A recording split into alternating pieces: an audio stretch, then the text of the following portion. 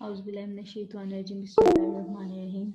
अज़ीज़ तलबा और तालिबात, उम्मीद है आप सब बखैर व आफियत होंगे। आज जमात दहम का लेक्चर नंबर 2 है। इससे पहले मैं आपको हफीज़ जालंधरी की का तारुफ करवा चुकी हूँ, उसके सवालात, और मुझे उम्मीद है कि आप लोग इसके बारे में कुछ ना कुछ काम कर चुके होंगे। अब हम चलते हैं पहली नज़म की तरफ, जो कि हम्द है। इसके शायर का नाम हफीज़ जालंधरी है। आप लोगों ने को एक चीज़ मैं वाज़े कर दूं कि आप लोगों ने देखा होगा कि नज़म के आखिर में दो चीज़ें लिखी हुई हैं। मुअल्लिफ का नाम आपने लिखना है, ठीक है। अच्छा, अब जब मुअल्लिफ का नाम आपने तहरीर करना है तो उसमें एक चीज़ है आप लोगों की कि उसमें आपने बताना होता है कि इसको किसने सेलेक्ट किया है, या किसने इसके जो है वो कहाँ से ली गई है, और ये इंतखाब क्या है, ठीक है। तो यहाँ पे मुअल्लिफ यानी कि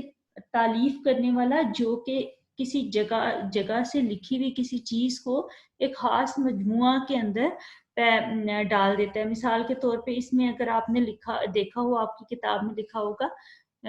मुअल्लिफीन, ठीक है। मुअल्लिफीन का मतलब है कि मुख्तलिफ मुसन्निफीन या शोरा की कलाम को या तसानीफ को किसी जगह से निकाल कर किसी एक मजमुआ में इकट्ठा करना, वो वो लोग मुअल्लिफीन कहलाते हैं। और तो इसको कहते हैं तसनीफ व तालीफ का सिलसिला, ठीक है। इस चीज़ को आपने जहन में रखना है। तो अक्सर ये सवाल आ जाता है कि नज़म हम्द के मुअल्लिफ का क्या नाम है, तो ये आपने उसमें बताना होगा। अब्दुल गफूर कमर है, ये आप देखें तो पेज के आपकी नज़म के आखिर में लिखा हुआ है। अच्छा, इससे पहले कि हम अपनी नज़म का आगाज़ करें, एक ये मेन चीज़ तो मैंने आप लोगों को बता दी, क्योंकि अक्सर ये सवाल आ जाता है। दूसरी चीज़ आप लोगों ने ये जहन में रखनी है कि जब भी आप तशरीह करें हम्द की या किसी भी नज़्म की, तो आप लोगों ने ये जहन में रखना है कि इसकी खसूसियात क्या हैं, किन खसूसियात की हामिल है ये नज़म, इसमें क्या क्या चीज़ें बयान की गई हैं। अपने शायर ने अपने ख़यालात का इजहार इख्तिसार के साथ किस तरीके से किया है, और इसमें बाज़ औक़ात जो है वो कौन से इशारे कनाए इस्तेमाल करके किस तरह शायर ने अपनी बात को बयान करने की कोशिश की है। अच्छा, अब शायर ने जो चीज़ बयान की है इख्तिसार के साथ, आपने उसको तशरीह में मज़ीद बयान करना है, तमहीद इसमें लिखनी है उसकी, और उसके लिए आपने उसके मज़ामीन को अच्छे तरीके से खोलना है, उसके ख़यालात को अच्छे तरीके से बयान करना है। अच्छा, हम्द के सिलसिले में आपके पास ये बहुत बड़ा मार्जिन होता है कि आप लोग अपनी बात को बहुत ज़्यादा तफसील के साथ अच्छे तरीके से बयान कर सकते हैं, क्योंकि बहैसियत मुसलमान अगर हम देखें तो अल्लाह ताला ने अपनी नेमतों का जा बजा जिक्र कुरान पाक में भी किया है, और फिर कुरान पाक वो किताब है जो कि हम जिंदगी में कई बार पढ़ते हैं और कई बार तर्जुमे करते हैं। जगह जगह आयात हैं, जगह जगह फिर अहादीस में भी इसका जिक्र हमें मिलता है। तो ये वो चीज़ें हैं जो कि हम रोज़ पढ़ते हैं, रोज़ देखते हैं, रोज़ करते हैं। तो इसके बारे में लिखना हमारे पास एक बहुत बड़ा मार्जिन होता है कि इसके बारे में हम अच्छे तरीके से बयान कर सकते हैं। फिर एक चीज़, जब भी हम्द की तशरीह करने लगें तो आपने अपने इर्द गिर्द एक नज़र डाल लेनी है, और इस चीज़ को देख लेना है कि किस तरह से अल्लाह ताला की नेमतें हमें हर जगह नज़र आती हैं। हम रोज़ किस तरह अल्लाह ताला की नेमतों को इस्तेमाल करते हैं, हमें अल्लाह ताला ने किस तरह से इस दुनिया में पैदा किया, और फिर उसके बाद हमारी आसाइश और आराम के लिए किस तरह हमारे इर्द गिर्द अपनी नेमतों का एक जाल बिछा दिया। उन तमाम चीज़ों को आप लोगों ने बयान करना है। इसके साथ साथ जब मैं ये नज़्म पढ़ूंगी, आप लोगों ने इसके तलफ़्फ़ुज़ के ऊपर ख़ास तौर पे गौर करना है, इसलिए कि दुरुस्त अदायगी हम्द की या किसी भी चीज़ की दुरुस्त अदायगी आप लोगों की इमला के अगलात को बहुत ज़्यादा कम कर देती है। तो उस चीज़ को आप लोगों ने मद्देनज़र रखना है और तरन्नुम और मौसीकियत के साथ पढ़ने का एहतमाम करना है। अच्छा, इसके साथ साथ आप लोगों को हवाला मतन मतलब शायर का नाम और नज़म के नाम का ख़ास तौर पे पता होना चाहिए। अब जैसे मुअल्लिफ का मैंने आप लोगों को पहले बता दिया, तो इस चीज़ का आपको इल्म होना चाहिए। آپ لوگوں کو مشکل الفاظ جو ہوں گے ان کے معنی میں ساتھ ساتھ بتاؤں گی. آپ نے کتاب پر اپنی لکھتے جانا ہے پینسل کے ساتھ. یہ میں خاص طور پہ تاکید کرتی ہوں کہ پینسل سے لکھا کریں، اس لیے کہ پین سے کتاب کے اوپر لکھنا اور پھر اس کو کریکشن کرنا تو بہت زیادہ غم مچ جاتا ہے. اس کے ساتھ آپ کو لوگوں کو مرکزی خیال کا پتہ ہونا چاہیے. حمد کا مرکزی خیال کیا ہے، کیوں لکھی گئی ہے، اس کی کیا وجوہات ہیں، ان چیزوں کے بارے میں آپ کو علم ہونا چاہیے. اچھا، ایک چیز آپ لوگوں کو بیان کر دوں کہ تشریح جب بھی کی جائے اس میں شعر کے مفہوم کو اچھے طریقے سے واضح کر دیا جائے. آپ لوگوں کو یہ پتہ ہونا چاہیے. پھر اس کے بعد یہ چیزیں جو میں نے آپ کو بتائی، یہ ہر شعر میں آپ لوگوں نے ان چیزوں کو مد نظر رکھنا ہے. پھر آپ نے معنی الفاظ کے، کس مضمون پہ وہ شعر لکھا گیا ہے، شاعر کا بتانے کا مقصد کیا ہے، شاعر کے تصور سے آخر آپ اتفاق کرتے ہیں یا نہیں کرتے. اب حمد کے حوالے سے تو ہم یہ کہیں گے کہ ہم شاعر کے تصور سے اتفاق کرتے کہ کائنات اللہ تعالیٰ نے پیدا کیا اور وہی تمام دنیا کا خالق و مالک ہے. تو یہ چیزیں تو اس میں تو کسی قسم کا کوئی ڈاؤٹ ہو ہی نہیں سکتا. پھر شاعر نے کس طرح سے اتنے بڑے مضمون کو ایک چھوٹے سے شعر میں جو ہے وہ بند کیا، اس چیز کو آپ نے بیان کرنا ہے. پھر شاعر کے ادبی شعر جو ہے یہ ادبی محاسن کے لحاظ سے کیا ہے، اس کا حسن کیا ہے، کس طرح سے اس میں شاعر نے اپنی بات بیان کی ہے، اس چیز میں بھی آپ نے بتانا ہے. اور پھر اس میں کس طرح سے اپنے تخیل کے لحاظ سے، اپنے خیالات کے لحاظ سے یہ شعر کتنا بلند ہے، کس طرح سے شاعر نے اپنی بات کو اس میں بیان کیا ہے. پھر اس میں اگر کوئی تشبیہات، استعارات جو کہ آپ کلاس جماعت نحم میں پڑھ چکے ہیں، وہ تمام چیزیں تشبیہات، استعارات وغیرہ وہ کس طرح سے بیان کیے گئے ہیں ان کے بارے میں آپ نے بتانا ہے. پھر سادگی ہے، سلاست ہے، روانی ہے، موسیقیت ہے، ترنم ہے شعر میں، یہ چیزیں آپ لوگوں نے بیان کرنی ہے. اب یہ تو میں نے آپ لوگوں کو بتا دیا کہ اس کی تشریح کے اصول کیا کیا ہو سکتے ہیں اور آپ نے کس طرح سے اس کی تشریح کو بیان کرنا ہے. آگے ہم چلتے ہیں اس کی حمد کی تشریح کی طرف. اس کے کچھ تدریسی مقاصد ہیں. اچھا، ایک چیز یہ ہر شعر کی تشریح کرتے ہوئے آپ لوگوں نے یہ تو اگر آپ ذہن میں یہ چیزیں رکھیں گے. اچھا، تدریسی مقاصد ہیں کچھ کہ کیا کو حمد کے ذریعے اللہ تعالیٰ کی ذات و صفات سے آگاہ کرنا، کن کن صفات پر مشتمل ہے اور کس طرح اللہ تعالیٰ کی ہے اور کیسے اللہ تعالیٰ اپنی صفات کے ذریعے ہر وقت انسان کو اس بات کا ادراک کرواتا رہتا ہے کہ ہاں میں موجود ہوں. نمبر 2، حمد کے ذریعے اللہ سے لو لگانے کا جذبہ پیدا کرنا. جو اللہ تعالیٰ کی تعریف بیان ہوتی ہے انسان کے اندر اللہ تعالیٰ سے محبت اور زیادہ اسٹرانگ ہوتی جاتی. آپ نے دیکھا ہوگا کہ جب ہمارے سامنے کائنات کی نعمتوں کا ذکر ہوتا ہے تو یہ ایک بڑی روشن حقیقت ہے کہ ہم لوگ اللہ تعالیٰ کی نعمتوں کا شکر ادا کرنے پر مجبور ہو جاتے ہیں اور ہماری عقل ہیرا رہ جاتی کہ کس طرح اللہ تعالیٰ نے یہ کائنات تخلیق کی ہے اور کس طرح سے اللہ تعالیٰ نے اس کائنات میں اپنی نعمتوں کو جا بجا ہمارے لیے پھیلا دیا ہے. تو اس سے ہمارے اندر یہ جذبہ پیدا ہوتا ہے کہ ہم اللہ تعالیٰ کی ذات سے اور زیادہ اپنی وابستگی کا اظہار کرتے ہیں. نمبر 3 ہے طلباء کو حفیظ جلندی کی نظم گوئی کی خوبیوں سے روشناس کرانا کہ حفیظ جلندی کی نظم میں کون کون سی خوبیاں پائی جاتی ہیں اور کس طرح سے انہوں نے نظم کے سفر کو آگے بڑھایا ہے. یہ آپ ان کے تعارف میں بھی پڑھ چکے ہیں. نمبر 4، طلباء کو غزل اور نظم کی اصطلاحی معنی سے آگاہ کرنا، ان کا فرق واضح کرنا. آپ لوگوں کے اس لیسن کے مشقی سوالات کے آخر میں نظم اور غزل کا پورا ایک ٹاپک دیا ہوا ہے جو کہ ہم ایک علیحدہ لیکچر میں آپ کو یہ بیان کروں گی. آپ لوگوں کے حصہ گرامر میں آ جاتی ہے. ایسے نظم کے حوالے سے ایک چیز میں آپ لوگوں کو واضح کر دوں کہ نظم اس صنف شاعری کو کہتے ہیں کہ جس میں کسی ایک مضمون کو باندھ کر پوری نظم تخلیق کی جاتی، جبکہ غزل اس نظم کو کہا جاتا ہے جس میں ہر شعر اپنا علیحدہ علیحدہ معنی بیان کرتا ہے. ٹھیک ہے، اس میں مطلع مقطع ہوتا ہے اور قافیہ ردیف کی بندش موجود ہوتی ہے. یہ چیز سمجھ آ گئی. اب ہم آگے چلتے ہیں. آپ لوگوں نے اس کے تلفظ کو بھی خاص طور پر مد نظر رکھنا ہے اور ساتھ ساتھ اس کی تشریح کو بھی غور سے سننا ہے. اسی نے ایک حرف کن سے پیدا کر دیا عالم،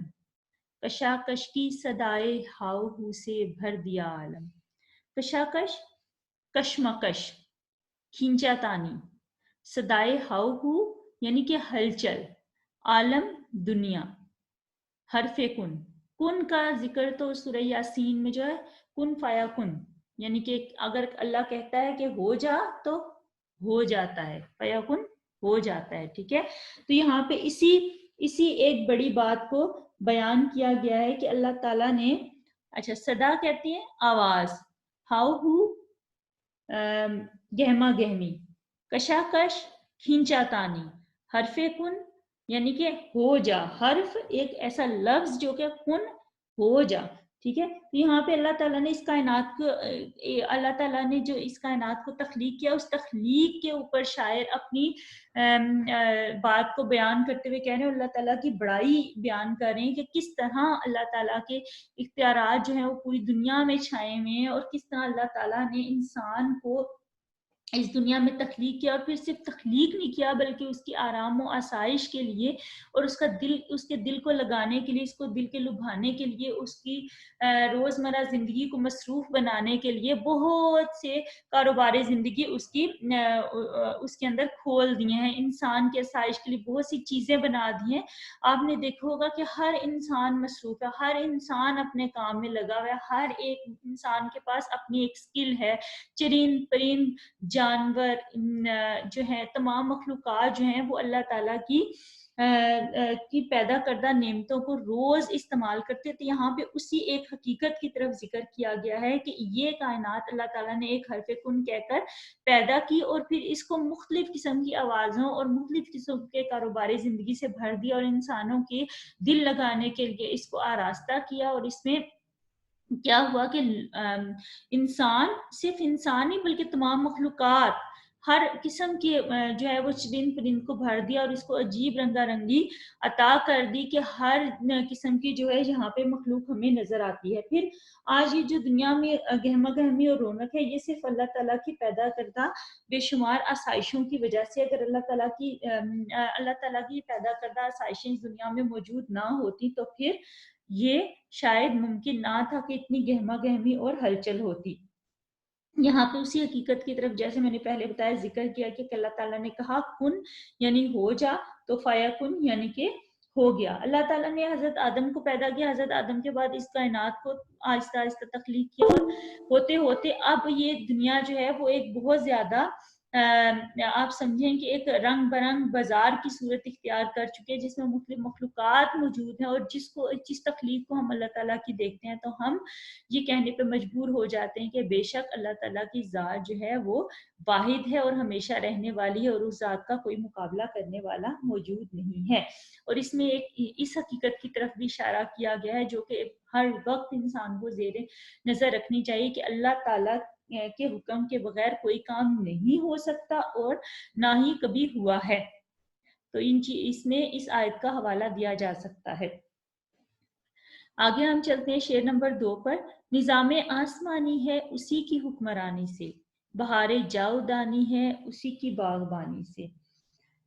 بہار جاودانی ہمیشہ رہنے والی بہار ہے. نظام آسمانی آسمان کا نظام، حکمرانی بادشاہت،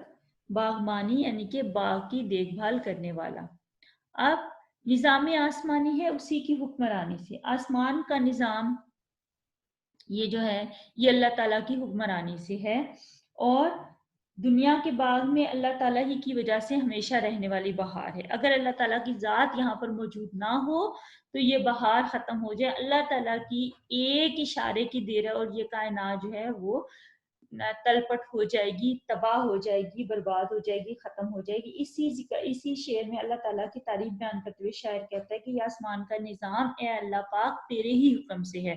یہاں پہ اگر ہم دیکھیں تو ہم بیان کرنا شروع کریں کہ اگر شاعر کے صرف اسی ایک شعر کو دیکھیں، نظام آسمانی اس کی حکمرانی سے، سورج چاند ستارے کہکشائیں آسمان سیارے اور یہ تمام چرند پرند جو آسمانوں پر ہمیں نظر آتے ہیں صرف اللہ تعالیٰ کی حکمرانی کی وجہ سے، اللہ تعالیٰ کے حکم سے ہیں. اگر اللہ تعالیٰ یہ نہ چاہے تو یہ جو آسمان ہمارے سروں پر ہے موجود، نیلی چھتری بغیر کسی سہارے کے، تو یہ موجود ہونا مشکل ہے. اور پھر اس کے اوپر کہکشاؤں کا، سورج کا، چاند کا ہونا، منوں ٹنوں اربوں خربوں مطلب اتنا وزن اور اتنی دور یہ چیزیں موجود ہیں ہمارے. تو یہ اگر ہم صرف ان کو سوچنا شروع کریں تو ہماری عقل دنگ رہ جاتی ہے کس طرح اللہ تعالیٰ نے آسمان کے نظام کو بنایا، اور پھر سورج چاند ستارے اور ان کا پھر بدلنا، دن اور رات کا بدلنا، یہ تمام صرف جو ہے یہ بہار جو ہے یہ چلتی ہوئی بہار ہمیشہ بہار رہنے والی، یہ صرف اللہ تعالیٰ کی ذات کی وجہ سے۔ اب آپ دیکھیں اگر ہم آج کے حالات پر نظر ڈالیں، صرف ایک چھوٹے سے وائرس کی وجہ سے ہمارا پورا کاروباری زندگی درم برم ہو کر رہ گیا، اور آج ہم اس چیز پر مجبور ہو گئے ہیں کہ ہم اپنے گھروں میں مقید ہو جائیں۔ یہ اللہ تعالیٰ کی ذات ہے، اللہ تعالیٰ کی ذات اگر چاہے تو یہ وہ واقعات ہیں جو ہمیں اس بات کا یقین دلاتے ہیں کہ اللہ تعالیٰ کی ذات موجود ہے۔ اگر وہ چاہے نا تو ایک پل میں اس دنیا کو بالکل ختم کر دے۔ تو ہمیں ان لمحات میں اللہ تعالیٰ سے ہمیشہ استغفار کرنا چاہیے اور اس بات پہ معافی مانگنی چاہیے کہ اس نے جو نعمتیں ہمیں عطا کی ہیں، اگر ان میں کسی قسم کی کوئی کوتاہی ہو گئی ہے تو ہمیں معاف فرمائیں، ٹھیک ہے۔ تو اس شعر میں شاعر نے اسی حقیقت کی طرف ذکر کیا کہ دن رات کا بدل بدل کر آنا، اور سورج چاند ستاروں کا نکلنا، اور سورج کا مغرب میں غروب ہونا اور مشرق سے نکلنا، اور چاند کا رات کو آنا، اور بہار کا آنا، موسموں کا بدلنا، یہ تمام چیزیں اللہ تعالیٰ کے حکم کی تابع ہیں، ٹھیک ہے۔ اچھا، تیسرا شعر ہے، زمین پر جلوہ آرا ہے مظاہر اس کی قدرت کے، بچھائے ہیں اسی داتا نے دسترخوان نعمت کے۔ اب یہاں پہ جلوہ آرا، جلوہ دکھانا، نظر آنا، کسی چیز کا پیش ہونا، مظاہر یعنی کہ ظاہر میں جو چیز ہے سامنے موجود ہے، دسترخوان کھانا کھانے کا جو کپڑا ہوتا ہے، لیکن یہاں پہ دسترخوان سے موجود ہے، یعنی کہ کھانے جو مختلف اللہ تعالیٰ نے ہمارے سامنے اپنی نعمتیں بچھا دی ہیں۔ اب اس شعر میں شاعر کہتے ہیں کہ زمین میں ہر چیز میں اللہ تعالیٰ کا جلوہ نظر آتا ہے، چاہے وہ پودے ہیں، چاہے وہ درخت ہیں، چاہے سورج ہے، چاہے چاند ستارے، ان میں اللہ تعالیٰ کا ہمیں بنانے والے کی جو ہے وہ قدرت نظر آتی ہے۔ اس کے ساتھ ساتھ انسان کے لیے اللہ تعالیٰ نے طرح طرح کی جو ہے وہ نعمتیں اس دنیا میں پھیلا دی ہیں، پہاڑ، سمندر، دریا، درخت، سب اللہ تعالیٰ کی نعمتیں ہیں، پودے ہیں، پھول ہیں، اور ان سب چیزوں پر اللہ تعالیٰ کی قدرت نظر آتی ہے۔ اگر ہم دیکھیں تو ہماری عقل دنگ رہ جائے کہ یہ پہاڑ جو صدیوں سے ایک جگہ پر کھڑے ہیں وہ کس طرح سے کھڑے ہیں، وہ اللہ تعالیٰ کی ذات کی وجہ سے کھڑے ہیں، اور یہاں پہ آئے کیسے، یہاں پہ موجود کیسے ہیں، درخت کیسے اگاتے ہیں زمین سے، کیسے خودرو جھاڑیاں جو ہے وہ زمین سے اگاتی ہیں، یہ صرف اللہ تعالیٰ کی ذات کی وجہ سے کہ اس نے اس کائنات کو تخلیق کیا ہے، اور پھر اس میں اچھا بچھائے اسی داتا نے دسترخوان نعمت کی۔ اب یہاں پہ دسترخوان نعمت سے اگر ہم دیکھیں تو یہ دنیا میں پھیلی ہوئی نعمتوں کی طرف شاعر نے اشارہ کیا ہے کہ کس طرح سے اللہ تعالیٰ نے انسان کی زندگی کو پرآسائش بنانے کے لیے اس کے ارد گرد نعمتوں کا جال بند، یہ پھل ہیں، یہ پھول ہیں، یہ پودے ہیں، یہ درخت ہیں، یہ دن رات کا نکلنا ہے، یہ موسموں کا آنا جانا ہے، یہ بارشوں کا ہونا ہے، یہ پانی کا موجود ہونا، یہ تمام اللہ تعالیٰ کی وہ نعمتیں ہیں جو کہ صرف انسان کی آسائش کے لیے پیدا کی ہیں۔ پھر مظاہر قدرت یہ ہمیں ہر طرف نظر آ رہے ہیں نا، اگر ہم یہاں صرف ایک پل کے لیے یہاں سے اگر ہم اپنے گھر میں ہی ایک نظر دوڑا لیں تو ہمیں احساس ہوگا کہ اللہ تعالیٰ نے کس طرح سے ہر طرف ہماری آسائش کے لیے چیزیں بنا دی ہیں۔ تو یہ اللہ تعالیٰ کی اس شعر میں شاعر اللہ تعالیٰ کی نعمتوں کا ذکر کرتے ہوئے بیان کرتے ہیں کہ کس طرح اللہ پاک کی جو اپنی قدرت ہے وہ زمین پر جلوہ آرا نظر آتی ہے، اور کس طرح اس نے اپنے مظاہر قدرت ہمیں جو نظر آتے ہیں کس طرح سے اس نے پھیلا دی ہیں اس کائنات میں، اور انسان کو اس بات کو کہنے پہ مجبور کر دیا ہے کہ فَبِأَيِّ آلَاءِ رَبِّكُمَا تُكَذِّبَانِ کہ اے تم اپنے رب کی کون کون سی نعمتوں کو جھٹلاؤ گے۔ تو اس میں وہی چیز اسی چیز کی طرف ذکر پچھائے اسی داتا نے دسترخوان نعمت کے، یعنی کہ اللہ تعالیٰ نے اس کائنات میں اپنی نعمت کے دسترخوانوں کو بچھا دیا، اور انسان کو کہہ دیا کہ میری نعمتوں سے استفادہ کرو لیکن میرا شکر بھی ادا کرو، ٹھیک ہے۔ اللہ تعالیٰ نے نافرمان بندے کو بھی دیا اور فرما بردار بندے کو بھی دیا، لیکن نافرمان بندہ اگر نافرمانی پر قائم رہے گا تو پھر اس سے اللہ تعالیٰ اپنی نعمتیں چھین لے گا، ٹھیک ہے، اور اس کو ناشکروں میں شامل کر دے گا۔ چوتھا شعر ہے، یہ سرد و گرم، خشک و تر، اجالا اور تاریکی، نظر آتی ہے سب میں شان اسی کی ذات باری۔ اچھا، اگر اب ہم شعر نمبر 4 پر نظر دوڑائیں تو اس میں خشک و تر، خشک مطلب سوکھا ہوا، تر گیلا، اجالا ہم دیکھیں تو اس میں اللہ تعالیٰ کے میں بارش کا برسنا اور نہ برسنا، پھر یہاں پہ زمین جو سبزے ہیں وہ ہیں، اجالا اور تاریکی یعنی کہ دن اور رات کا نکل، برکت نظر آتی ہے، جیسے پیچھے میں نے آپ لوگوں کو بیان کیا کہ سورج کی تمام چیزیں کیا ہیں، یہ اللہ تعالیٰ کی نعمتیں ہیں، یہ اللہ تعالیٰ کی کے مظاہر فطرت ہیں جو کہ ہمارے سامنے اللہ تعالیٰ نے کھول کر رکھ دیا اور ہم اس بات پر لے آئے ہیں، ہم مجبور ہو گئے، ہم بحیثیت انسان اگر دیکھیں تو اگر کوئی نافرمان انسان ہے تو پھر بھی وہ اس بات پر مجبور ہے کہ ان تمام چیزوں کو دیکھتے ہوئے اللہ تعالیٰ کی نعمتوں کا شکر ادا کرے۔ تو اس میں ہر چیز میں ہمیں اللہ تعالیٰ کی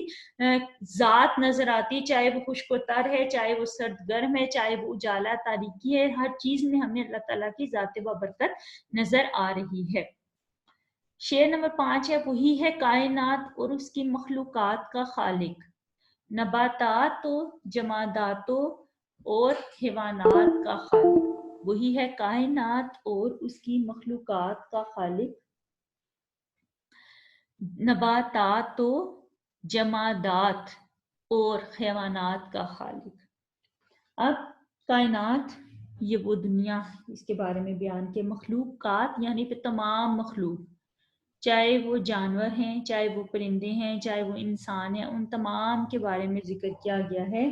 اس کے ساتھ نباتات جڑی بوٹیاں، نباتات جڑی بوٹیاں، جمادات بے جان چیزیں، اس میں آپ پہاڑ وغیرہ کہہ سکتے ہیں، حیوانات یعنی کہ جانور ہیں۔ اب یہاں پہ اس کا اگر آپ مفہوم میں دیکھیں تو ہم بڑی شارٹ فارم میں یہ کہہ سکتے ہیں کہ اللہ پاک تمام کائنات کا مالک ہے، اس نے یہ کائنات بنا دی ہے اور اس نے انسان کو یہ کہہ دیا ہے کہ اب تم نے میری بچھائی ہوئی نعمتوں سے کس طرح مستفید ہونا ہے۔ اللہ تعالیٰ نے اس کائنات کو، اللہ تعالیٰ چونکہ اس کائنات کا پیدا کرنے والا ہے اور اسی نے تمام مخلوقات کو پیدا کیا ہے، اور وہ سب مخلوقات کا خالق و مالک ہے، وہ جب چاہے کسی کو ختم کر دے اور جب چاہے کسی کو پیدا کر دے۔ تو اس شعر میں اسی چیز کی طرف اشارہ کیا گیا ہے، ہر جاندار اور بے جان چیز جو ہے وہ صرف اس کا پیدا کرنے والا اللہ ہی ہے۔ شاید اس شعر میں یہ بتانا چاہتے ہیں یا یہ بیان کرنا چاہتے ہیں کہ دنیا جو ہے وہ ہر چیز جو ہے وہ اللہ تعالیٰ کی بنائی ہوئی ہے اور ہر چیز کا خالق و مالک وہ ہے، وہ چیز جاندار ہو چاہے وہ بے جان ہو، چاہے وہ دریا ہیں، پہاڑ ہیں، درخت ہیں، پودے ہیں، انسان ہیں، چرند ہیں، پرند ہیں، ہر چیز کا پیدا کرنے والا وہ ہے، اور اس دنیا میں بے شمار جو نعمتیں ہیں وہ سب اللہ تعالیٰ کی پیدا کی ہوئی ہیں، چاہے وہ کچھ معلوم ہیں، چاہے وہ نامعلوم ہیں، چاہے وہ نگاہوں سے اوجھل ہیں، چاہے وہ نگاہوں کے سامنے ہیں، چاہے وہ ہمیں نظر آ رہی ہے، چاہے وہ ہمیں نظر نہیں آ رہی، لیکن وہ تمام نعمتیں اللہ تعالیٰ کی پیدا کی گئی ہیں۔ اور یہ کہ جو چیز بھی اس دنیا میں موجود ہے اس کا بنانے والا سے، اس لیے ہمیں یہ کہا گیا ہے کہ ہمیں اس بات پر یقین رکھنا ہے کہ اس کائنات کا خالق اور مالک جو ہے وہ اللہ تعالیٰ کی ذات ہے، اور اس کائنات میں جتنی بھی چیزیں ہیں ان تمام چیزوں کا تخلیق کرنے والا وہی مالک ہے، اور ہمیں اس بات پر یقین رکھنا ہے، کامل یقین رکھنا ہے کہ اس کے علاوہ کوئی رب نہیں ہے اور نہ ہی کوئی ہو سکتا ہے۔ اگلا ہے، وہی خالق ہے دل کا اور دل کے نیک ارادوں کا، وہی مالک ہمارا اور ہمارے باپ دادوں کا، وہی خالق ہے دل کا اور دل کے نیک ارادوں کا۔ اللہ تعالیٰ نے یہ جو انسان کے جسم میں ایک گوشت کا لوتھڑا رکھا ہے نا، دل، کہتے ہیں کہ یہ برائی کی جڑ بھی ہے اور یہ اچھائی کی جڑ بھی ہے۔ اگر ہمارے ارادے نیک ہوں گے تو ان کا علم وہ بھی اسی دل میں پیدا ہوں گے، اور اگر ہمارے برے ارادے ہوں گے تو وہ بھی اسی دل میں پیدا ہوں گے۔ تو اسی حقیقت کی طرف شاعر نے اشارہ کیا ہے کہ اللہ پاک جو ہے وہ دلوں کے بھید جاننے والا ہے، وہی دلوں میں نیک ارادے پیدا کرنے والا ہے، اور وہی جانتا ہے کہ ہمارے باپ دادوں کے، ہمارے پیچھے جو گزر گئے ہیں آباء و اجداد، ان کے دلوں میں کیا تھا، ان کی نیت کیا تھی، اور ہمارے آنے والے جو لوگ ہوں گے وہ کیسے ارادوں کے مالک ہوں گے۔ اور یہی پھر یہاں پہ ایک چیز جو ہے وہ فطرت کی طرف آ جاتی ہے کہ اگر ہم دل میں کسی نیک کام کا ارادہ کرتے ہیں تو ہمیں جان لینا چاہیے کہ اس نیک کام کی تحریک صرف اللہ تعالیٰ کی طرف کی جانب سے ہی ہوتی ہے، اور اللہ تعالیٰ ہی ہمیں نیکی کے کاموں کی طرف لے کر جاتے ہیں، اور اگر اس کے پیارے بندوں کو اگر وہ کسی نیک کام کے لیے تیار کرتا ہے تو اس نیک کاموں کے لیے آسانیاں بھی وہی ذات اللہ تعالیٰ کی مہیا کرتی ہے۔ اور یہ کہ اللہ تعالیٰ کی ذات جو ہے صرف ہماری مالک نہیں بلکہ ہمارے جو بزرگ ہیں گزر چکے ہیں وہ بھی उनका भी मालिक अल्लाह ताला ही है, वो भी अल्लाह ताला के बंदे हैं। और गर्ज ये कि अल्लाह ताला की हाकमियत अजल से है और अबद तक रहेगी। और इसके साथ साथ हमने इस बात पर यकीन रखना है कि हमारे नेक इरादों को जानने वाली सिर्फ अल्लाह पाक की ज़ात है। आखिरी शेर है, बशर को फितरत इस्लाम पर पैदा किया जिसने, मोहम्मद मुस्तफ़ा के नाम पर शैदा किया किसने। अच्छा, जिसने, अच्छा, बशर इंसान, फितरत इस्लाम, इस्लाम की फितरत, इस्लाम की असल, इस्लाम की के असूल, शैदा फिदा किया, कुर्बान किया। अब यहाँ पे खत्म नबूवत भी आ जाता है। कहते हैं कि अल्लाह पाक ने अपना नाइब जो है वो इंसान को दुनिया में भेजा और उस नाइब की को दुरुस्त करने के लिए, उस नाइब को सीधा रास्ता दिखाने के लिए अल्लाह पाक अपने पैगंबरों को ज़मीन पर उतारता रहा। और सबसे प्यारा पैगंबर नबी पाक सल्लल्लाहु अलैहि वसल्लम, और यहाँ पे नबूवत को का सिलसिला ख़त्म कर दिया। ना इसके बाद कोई नबी आया है और ना कोई नबी आएगा। और मोहम्मद सल्लल्लाहु अलैहि वसल्लम जो है वो आखिरी नबी हैं। अब यहाँ पे जो है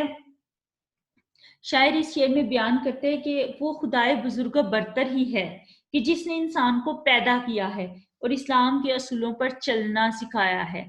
अब यहाँ पे एक चीज मैं आप लोगों को बता दूं कि अब देखें कि अल्लाह ताला इंसान को जब बच्चा पैदा होता है तो उसको फितरत इस्लाम पर पैदा करता है। अब आगे उसके वालिदैन है कि उसको ईसाई, नसरानी, यहूदी बना देते हैं, यानी कि अल्लाह ताला इंसान को नेक फितरत पे इस दुनिया में बच्चे को उतारता है। अब आगे उसके वालिदैन है कि उसको मुसलमान बनाते हैं, उसको ईसाई बनाते हैं, या उसको यहूदी बनाते हैं, या उसको नसरानी बनाते हैं। अब यहाँ पे अल्लाह ताला ने कह दी कि इंसान के बताए हुए रास्ते, अब वही चूंकि हाल की कायनात है और उसने इंसान ने उसी के बनाए हुए रास्तों पर चलना है, ठीक है। और खुद अल्लाह ताला ने इस कायनात में मोहम्मद मुस्तफ़ा सल्लल्लाहु अलैहि वसल्लम को तख्लीक किया और फिर इंसान को, एक मुसलमान के लिए ये ज़रूरी करार दे दिया कि वो नबी पाक सल्लल्लाहु अलैहि वसल्लम के नाम का शैदा हो जाए, या उनकी नबूवत को माने और इस बात पर यकीन रखें कि अल्लाह ताला आखिरी नबी है और हज़रत मोहम्मद सल्लल्लाहु अलैहि वसल्लम आखिरी नबी है और उसके बाद कोई नबी नहीं आएगा, ठीक है। और अल्लाह ताला खुद चूंकि नबी पाक सल्लल्लाहु अलैहि वसल्लम से मोहब्बत करते हैं, तो यहाँ पे भी उन्हीं दो हकीकतों का जिक्र किया कि पहले फितरत इस्लाम पे अल्लाह ताला इंसान को उतारता है, बच्चे को उतारता है, आगे उसके वालिदैन है कि उसको क्या बना देते हैं, और फिर उसके बाद इंसान को इस बात का शैदा कर दिया कि नबी पाक सल्लल्लाहु अलैहि वसल्लम की ज़ात जो है वो हमारे लिए रुश्द व हिदायत का सरचश्मा है और हमने इनके बताए हुए रास्ते पर चलना है, जो कि अल्लाह ताला की रहनुमाई के साथ यहाँ पर उनके पास आया है। अच्छा जी, अब आपको ये मैंने इसकी तशरीह तो समझा दी है। इंतखाब नात जिल्द पंजुम मुअल्लिफ अब्दुल गफूर कमर, ये चीज़ आपकी नीचे लिखी हुई है, आपने इसको भी देखना है, इस तशरीह को अच्छे तरीके से सुनना है। उसके बाद आपने इसकी एक काम करना है, वो काम ये है कि तमाम अशार की तशरीह कापी में तहरीर करनी है, ठीक है, लाजमी लिखनी है। एक चीज़ जो मैं पहले आप लोगों को बता चुकी हूँ कि लिखना आपके लिए ज़रूरी है, इसलिए कि आपका पेपर बहुत ज़्यादा लेंथी होता है। जितना आप लिखेंगे उतनी आपकी इमला की अगलात कम होगी, लिखने में रवानी आएगी। चाहे कहीं से देख के लिखें, चाहे ये सुन के लिखें, लेकिन बहरहाल आप लोगों ने इन अशार की तशरीह लाजमी करनी है। इंशाल्लाह अगले लेक्चर के साथ दोबारा मिलते हैं। बहुत शुक्रिया, उम्मीद है कि आप लोगों को ये सारा जो मैंने समझाया समझ आ चुका होगा।